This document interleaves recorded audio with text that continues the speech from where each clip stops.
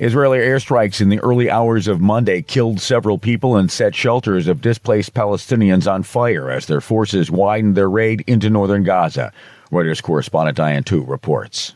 Displaced Palestinians woke up to their tents on fire in the early hours of Monday after an Israeli airstrike hit Al-Aqsa Hospital in central Gaza. Medics reported several people killed and dozens of others wounded. Israel's military said it struck militants operating from a command center inside the compound. It accuses Hamas of using civilian facilities for military purposes, which Hamas denies. The strike came as Israeli forces widened their raid into northern Gaza. Residents said the military had isolated several areas in the far north of the enclave, including Jabalia, Gaza's largest historic refugee camp. 9 days into a major Israeli operation in northern Gaza, the Hamas-run Gaza government media office said Israeli strikes had killed around 300 Palestinians there. That was Reuters correspondent Diane Tu reporting. The European Union Monday imposed sanctions on Iran's deputy defense minister, senior members of its paramilitary Revolutionary Guard, and 3 airlines over allegations they helped supply drones, missiles, and other equipment to Russia for use in its war against Ukraine. European Commission President Ursula von der Leyen confirmed the new measures during an appearance in Berlin alongside German Chancellor Olaf Scholz. These sanctions against Iran are sending a very clear message. Contributions to terror and Russia's illegal war of aggression have serious consequences. Iranian Deputy Defense Minister Syed Ahmez Gandalari is one of 7 senior officials now banned from traveling in Europe and whose assets in the bloc were frozen. 3 Iranian airlines, which provided planes for the transfer of the drones and other technologies to Russia, have also had their assets frozen. This is VOA News. China's military conducted a new round of war games near Taiwan Monday, saying it was a warning to the separatist acts of Taiwan independence forces, drawing condemnation from the Taiwan and U.S. governments. Reuters correspondent Gabe Singer reports. Chinese state media reported that China's Coast Guard circled Taiwan and staged rare operations of, quote, law enforcement patrols close to Taiwan's offshore islands. The Chinese military's Eastern Theater Command said the drills were taking place in the Taiwan Strait and 9 areas around the island. Taiwan's Defense Ministry and Coast Guard said Monday that both agencies had dispatched their own forces. Fighter jets were seen taking off and landing at Taiwan's Hsinchu Air Base Monday morning. Democratically governed Taiwan, which China views as its own territory, had been on alert for more war games since last week's National Day speech by President Lai Ching-te. Lai's address was condemned by Beijing after he said China had no right to represent Taiwan, even as he offered to cooperate with Beijing. That was Reuters correspondent Gabe Singer reporting. The Nobel Prize in Economics has been awarded to 3 U.S.-based economists for their studies into how institutions are formed and affect prosperity. At a news conference in Stockholm, the Royal Swedish Academy of Sciences announced Darren Acemoglu and Simon Johnson, both of the Massachusetts Institute of Technology, and the University of Chicago's James Robinson were recognized for their work in studying why some nations prosper economically and others do not. At the same news conference, Economics Prize Committee Chair Jakob Svensson applauded the significant contributions of the 3 co-laureates. Thanks to Darren Acemoglu, Simon Johnson, and James Robinson's groundbreaking research, we have a much deeper understanding of the root causes of why countries fail or succeed. Nobel honors were announced last week in medicine, physics, chemistry, literature, and peace. They will all be formally presented at ceremonies December 10th. While it remains on the federal holiday calendar as Columbus Day, several places in the U.S. Monday are also observing Indigenous Peoples Day. AP correspondent Julie Walker reports. Many Native Americans across the U.S. will come together for Indigenous Peoples Day to celebrate their history and culture and acknowledge the ongoing challenges they face with a focus on the election. There will be events ranging from a voting rally in Minneapolis to a public talk about the native vote at Virginia Tech. With the holiday coming about 3 weeks before Election Day, events are being geared toward Native voter mobilization and outreach amid renewed recognition of the power of their votes. While it's not a federal holiday, Indigenous Peoples Day is observed by 17 states. I'm Julie Walker.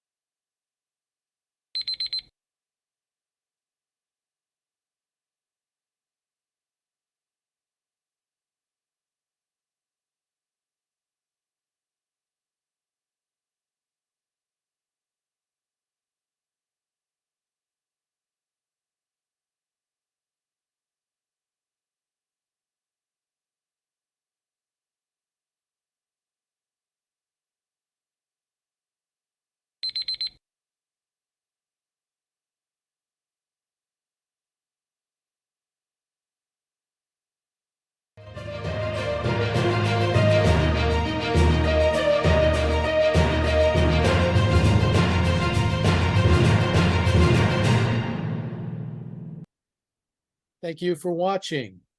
Can you do me a favor? Please leave a comment in the comment section below. That would really help. Thank you, and see you again soon.